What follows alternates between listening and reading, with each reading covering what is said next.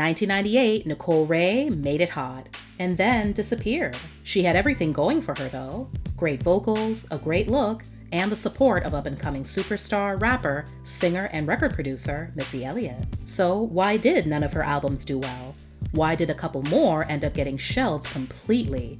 And how did she overcome the pain of all the disappointments she experienced along the way? Nicole Monique Wray was born in Salinas, California. At a young age, her family ended up relocating to Portsmouth, Virginia. Church was where she first fell in love with music and knew she wanted to pursue a career in the industry. Nicole believed that if she could sing as well as her father, who had left the family home when she was 12, he would come back. She had many secular artist influences as well, such as Lauryn Hill, TLC, Mariah Carey, Wu-Tang Clan, and the queen of hip-hop soul that she would often be compared to, Mary J. Blige. Through the years, as Nicole was making her way in the industry, an amazing opportunity to meet with record producer icons Jimmy Jam and Terry Lewis came up. Before she hit the road, her ever-supportive mother thought it would be a good idea to put her daughter's name in the prayer box at church and ask the congregation to pray for a successful outcome. Boy, was she wrong. The pastor immediately interjected and told everyone to disregard the prayer because they were, quote, serving the devil. Nicole's heart dropped. She would later admit that the rejection did end up deterring her in her career, and without a doubt, took away any desire to go gospel.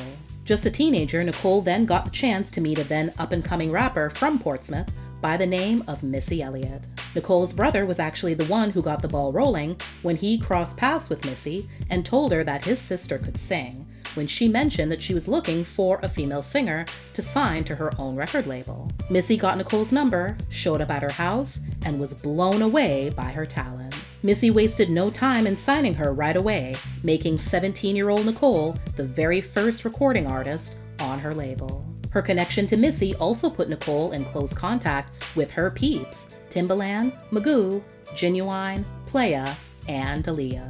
In 1997, Nicole appeared as a featured vocalist on the song Getaway for Missy's debut album, Supa Dupa Fly. The following year, Nicole released her first single called Make It Hot.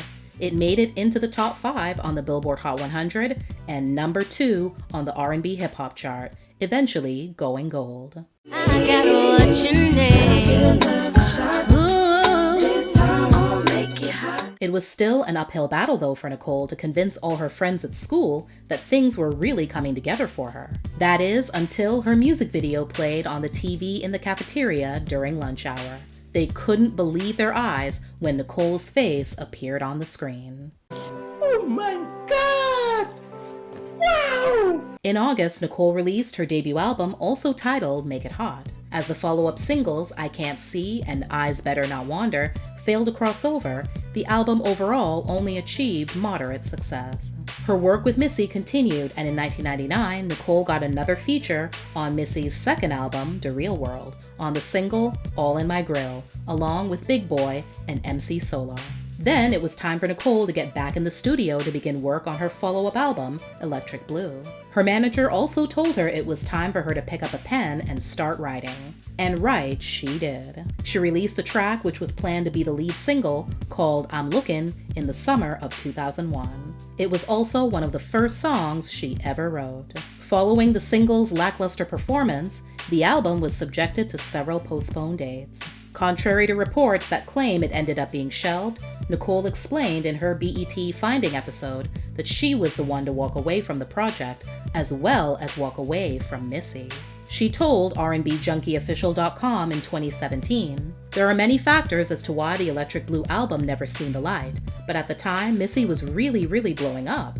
And then she started signing other artists, and I kind of got lost in the shuffle, and it left me and my manager with no choice but to start over from scratch." Nicole then decided to move back home, put the recording star part of herself on the back burner, and focus more on writing for other artists. Things started to look up for Nicole again by 2003 after Dame Dash offered her a deal with his Rockefeller Records. The next year, she issued the single If I Was Your Girlfriend as the planned lead single off her forthcoming album, Love Child, which she was confident would come out this time around. Nicole's hopes were quickly dashed though when things at her label got turned upside down due to Dame and his partner Jay-Z's falling out.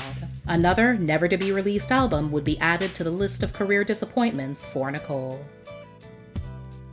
Depressed and defeated, she was fed up with all the setbacks and went back home again to take another break. Her time in Virginia was short-lived as she felt she needed to be in a different environment to figure out what her next move should be. So she packed up and moved on to Atlanta with her sister.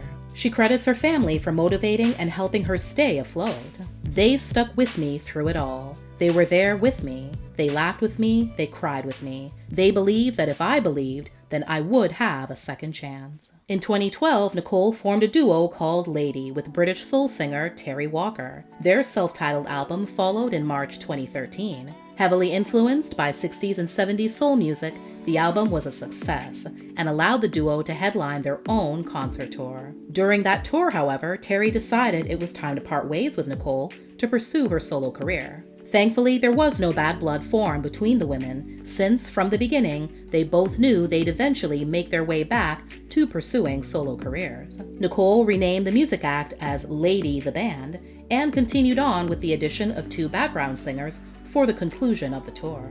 Around this time, Nicole would also adopt the stage name Lady Wray.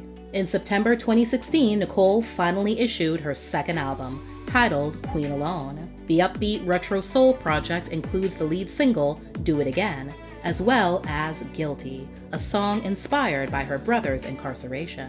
2 years later, Nicole's personal life took a turn for the better when she gave birth to her daughter. Then, in the spring of 2020, she married actor, producer, writer Dante Bacot.